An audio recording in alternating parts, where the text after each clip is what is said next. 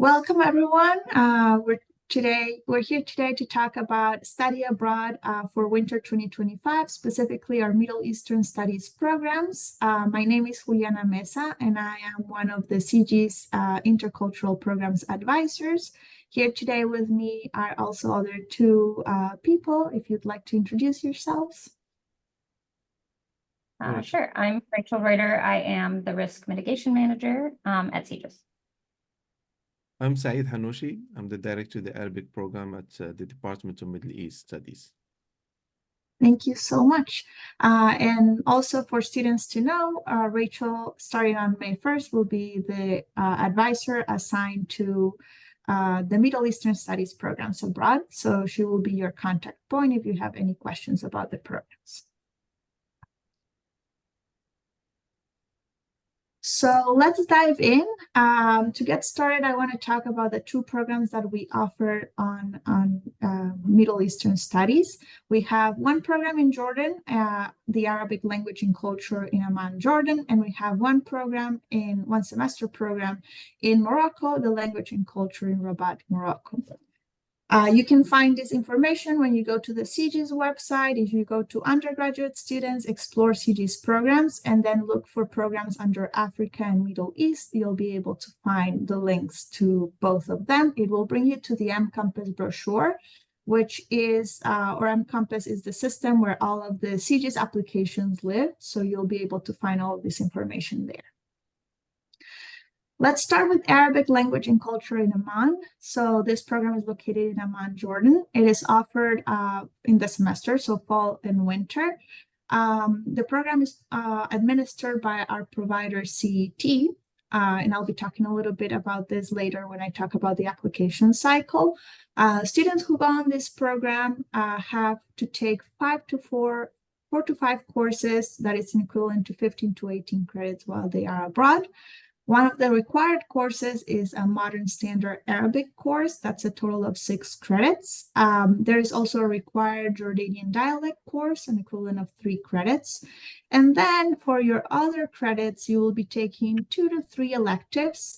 Those are content-based language courses that are offered by our provider on site. So all of the courses will be through CET, so through our provider. Just an idea of the electives offered. For example, there's the current issues in Arabic media, Islamic Sharia, and then Jordanian dialect in pop culture. This is just to name a few. They do have other classes offered. On this program, students stay in an apartment with other CET students. CET students are not just students from UM, are students from other universities in the US. So you will be having other people living with you. The instruction on this program is both in Arabic and English. On this program, you can take one of 2 tracks. You can either do the intensive language track, where you take all of your classes in Arabic, and you were basically doing a full language pledge to be speaking Arabic throughout the entire semester. Or you can take the internship track. For this track, you get the option of doing, not all of your classes will be in Arabic. You'll have some English courses, and for your internship, you'll also have the option of doing an internship in English. The applications for this program are due on September 15th, so make sure to start your application. Also know that for this program, you have to submit 2 applications, the mCampus that I was mentioning earlier, as well as the provider application. Both are due by the CGIS deadline. For the Language and Culture program in Rabat, Morocco, this program is offered in the fall, winter, and academic year. Today, we're mainly focusing on the applications for winter 2025, as I mentioned earlier. This program is administered by a provider called IES. On this program, as I mentioned for the one in Jordan, you submit 2 applications as well. One is the mCampus application, and the second one is the IES application. One thing that I want to note about the IES application is that it has 2 parts, and it takes about for the total cycle of each part, it takes a month for the application to be approved. So my recommendation is to please submit or start your IS application at least 1 month prior to the CGIS deadline. So our CGIS deadline is September 15. Please start your application as no later than August 15. On this program, you also take 15 to 18 credits, which is equivalent to 5 to 6 courses.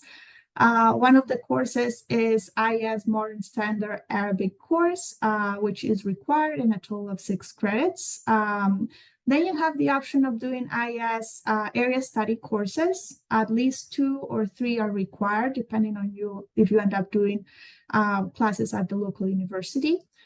Each of these courses is 3 credits, and for the area study courses, you'll have the option of either taking classes studying English or French. So it will depend on your level of French. That is, you would have to take a placement exam for that. For students who are advanced in French and Arabic, based on a placement exam that you will be taking through IES, you'll have the option of taking classes at the local university. This is optional. It does not apply to all the students and is not required. And then for students who also want to do this, you can do a colloquial Moroccan Arabic course equivalent to 3 credits. Unlike the program in Jordan, you will be staying on this program with a host family. 3 meals are offered every day. So it makes a big difference. I think something that students take into consideration when deciding between one or the other program is whether or not they want to cook their own meals or how much independence you like. So you prefer an apartment over a homestay. Also, how much language and cultural immersion you want to get from this experience. If you want a lot of that, you should opt to do the homestay option, and Rabat in that case, or the language and culture program in Rabat, will be a better option for you. A reminder, applications are due on September 15. So I was talking about this a little bit, but let's go over the entire process so you're more familiar on how it works. We highly encourage students to do some research before choosing their program. Some deciding factors that we'd like you to consider are degree requirements. Do you want to fulfill some specific requirements abroad? Depending on that being your preference, then please reach out to your academic or department advisor to talk about that.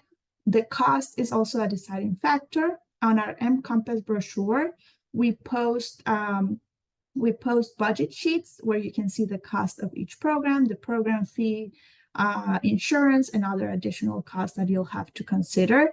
The type of housing, as I was mentioning earlier, do you prefer to do an apartment versus a homestay? Program dates are also an important factor. Usually students that end up taking classes at a local university, will have to stay a little bit later on site. So that will be the case of Morocco. In Jordan, you do not have any options to take classes at a local university. All of the classes are through CET. So consider all of these factors. Then once you decide the program that you're interested in, please start your mCompass application. Make sure to review the mCompass brochure. The links are in this presentation, so you'll have access to all of that information, or you can also search it directly on the CGIS website or on mCompass. You'll be able to see the eligibility criteria, how to apply to the program, the budget sheets, the program dates, all of these factors that are important for you to take into consideration. Once you have looked at all this information, start your application by clicking the Apply Now button. And then you'll be making sure to read all the mCompass requirements, completing all of them. So for that, I would recommend just to read them carefully. Do not mark off any requirements if you have not read them, because you're basically signing an agreement with CGIS that you understand these terms and are going to follow them. We also need to make sure that you're working both on your mCompass and your provider application. As I said earlier, for the Jordan program, the provider is CET, and for the Morocco program, the provider is IES. So depending on which program you're applying, you'll have to work on the second application simultaneously. Making sure that you complete all of the requirements by the CGIS deadline, not the provider deadline, is very important. So please make sure to do this. If by the CGIS deadline you have not completed the provider application, we will not be able to review your application, and your application will be withdrawn from the system. That's why it's so important. There's only one requirement that you cannot mark off by the CGIS deadline, which is the provider application instructions. It is still there for you to read and understand, so make sure that you're paying attention to that, but only your CGIS advisor will be able to mark it off after the CGIS deadline. In addition to that, in the provider's application, there is going to be a nomination form that is to be submitted by your CGIS advisor. That is also done after the CGIS deadline. So basically what happens is after September 15, we will review your application. If you meet the eligibility criteria and have completed the mCompass and the provider application by the deadline, we will be able to nominate you on the provider's portal, and then the provider makes the final decision. This can take from 2 weeks to a month. So please know that there's like some timeline there, and you will probably have a decision by early to mid-October. Sometimes a little bit later, depending on how long the provider takes on making a decision. So that's usually how the timeline and the application process works. Another thing to consider is, and we know that it's an important factor for students, is financial aid and scholarships. For students who are eligible for financial aid, please make sure to read the criteria of what that means. One of the factors is that you need to have submitted your FAFSA for the year. But if you meet these requirements, you will be eligible to apply for the LSA Study Abroad Scholarship. Applications for winter 2025 usually open in early to mid-October and then close to in late October. So that timeline is pretty short. You would have to keep track of it. If you do not submit your LSA Study Abroad Scholarship application in time, they will not be able to review it. If you have any questions about the process or the LSA Study Abroad Scholarship, please reach out to the LSA Scholarship Office. They are the ones that manage this, not CGIS. We do have a link for other scholarships that are listed on our website, whether it is scholarships through our provider, federal scholarships, or even scholarships through other units or even departments. So make sure to check this information. You can apply to as many scholarships as you'd like. For financial aid, the students who are eligible for financial aid, we recommend you that during the application process to reach out to the Office of Financial Aid to get an estimate from them. For that, please wait for the budget sheet to be posted on mCompass, because you will be using that budget sheet to complete the estimate. The actual application for financial aid is done after you've been accepted to the program, not before. So requesting that estimate is a good idea for you to understand whether or not you'll be able to finance your study abroad. You can reach out to the Office of Financial Aid at fin.abroad@umich.edu. Other things to consider that are very important is course credit and advising. So for LSA students, you will receive in-residence credit for participating on any CGIS program. Your credits appear on your academic record and are applicable towards your degree. So you will basically be getting a letter grade, and it counts towards your GPA. If you're a non-LSA student, or if you're in a different school, you should contact your home school to learn more about how the LSA courses count for you and whether or not you will be getting residence credit or transfer credit. Please make sure to have this conversation before the deadline, before applying. It is very important. For course approvals and equivalencies, you still need to go to your academic advisor to talk about distribution or fulfilling distribution requirements, or to your department advisor to fulfill major minor requirements. They are the ones that give you the course approval and equivalencies, and we will be talking about it in the next couple of slides. But I just wanted to give you a very general idea of how it works. If you'd like to visit the Middle East Studies website, please go to this link. And now I'll pass it to Said to talk about the MES Arabic program. Thank you, Juliana. Hello, everyone. So in the Arabic program, we offer 4 years of Arabic study.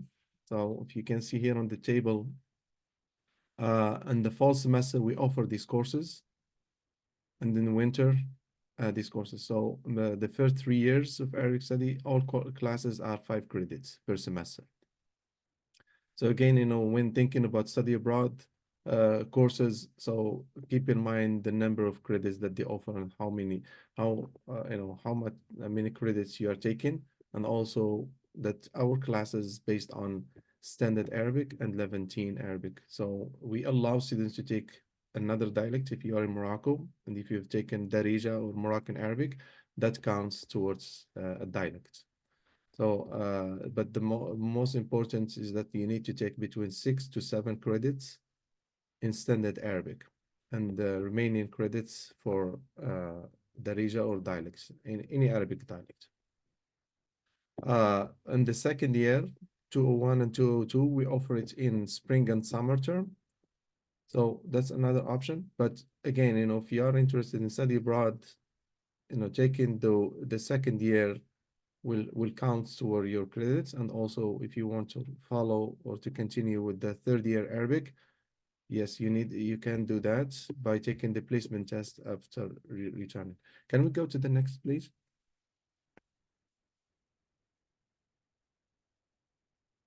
So I'm gonna talk about the second paragraph here. Study abroad programs, students are having 2 options, 2 programs that are approved, or but without talking to us, you can just go ahead and enroll in one of these 2 programs, and the credits will be transferable. However, moving to choosing other programs, you need to consult with me, to check. I need to check the syllabi and check the courses that any other summer program offers. I need to check their syllabi and also the courses that they offer.